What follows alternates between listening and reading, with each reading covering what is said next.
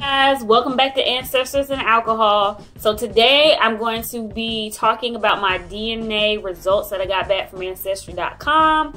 I'm only going to be doing the percentages this week, just letting you know like what parts of Africa and everything I'm from and how it breaks everything down. And then next week I'll actually be going into my communities and I'll explain a little bit more about what the communities are next week on my video.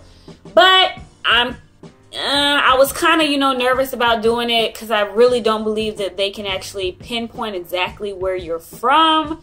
But I've been super excited to find like new matches and things like that and reach out to family members that I didn't know that I had and learn some things. Still a little skeptical about the DNA part when it comes to breaking everything down. But I think if you want to find relatives and ask them questions, this is a good way for you to do that.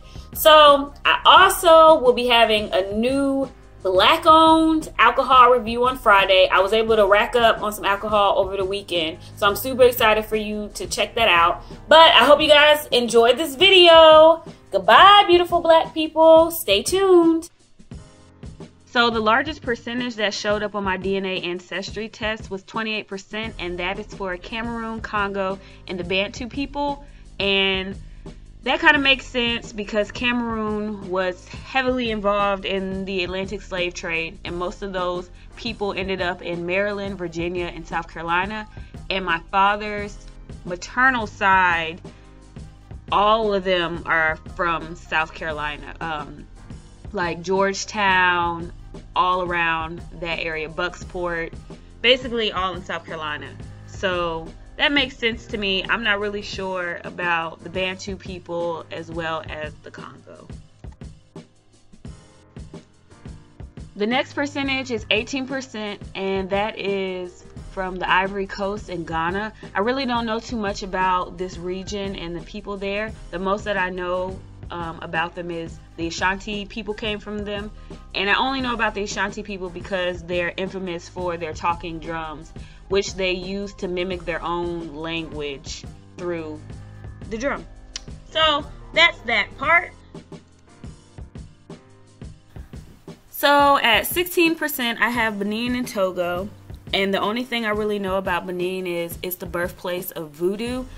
And I don't mean like the voodoo that you see on TV that is basically mixed with Catholicism. I mean like the real voodoo that's an actual religion. When slaves came over here, they had to basically mask their religions and their practices in another white man's religion so that the slave owners wouldn't basically beat them and kill them, because slavery basically wanted to abolish any of the culture that they had. So that was a way for them to keep their culture and keep their practices going, even though it was a little watered down with, Catholicism.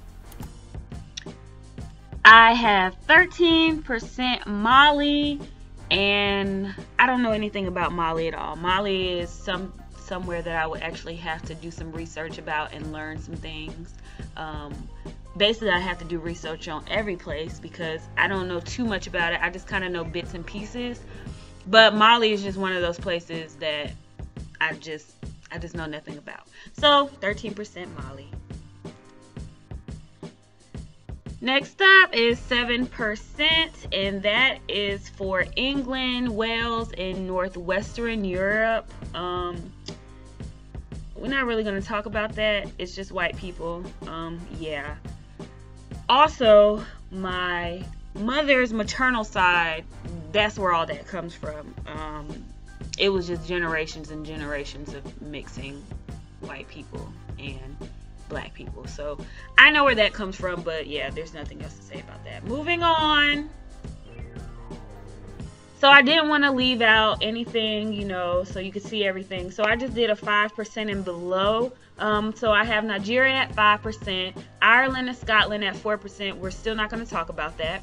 Native American 2%, Senegal 2%, Africa South Central hunter-gatherers at 1%, Norway and Germanic Europe both at 1%. We're still not going to talk about that.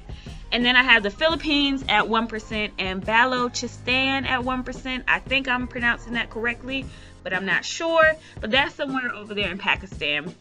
So I thought it was pretty cool on how it broke everything down for me, so I can kind of just see. And I would still just have to do a little bit of research on everything because I'm not too familiar with some of those places in Africa.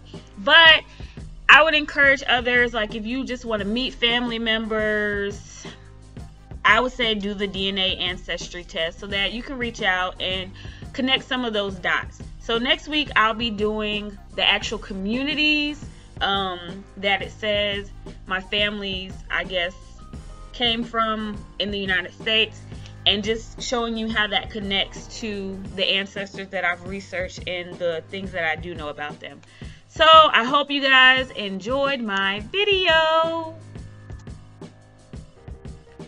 Thank you for watching my video. I hope that you guys enjoyed, and I hope that this will help anybody that's looking to start their family research. Please make sure that you subscribe, as well as follow my Instagram and Facebook at AncestorsandAlcohol.com. I will also put a link to my blog down below. Goodbye, beautiful Black people.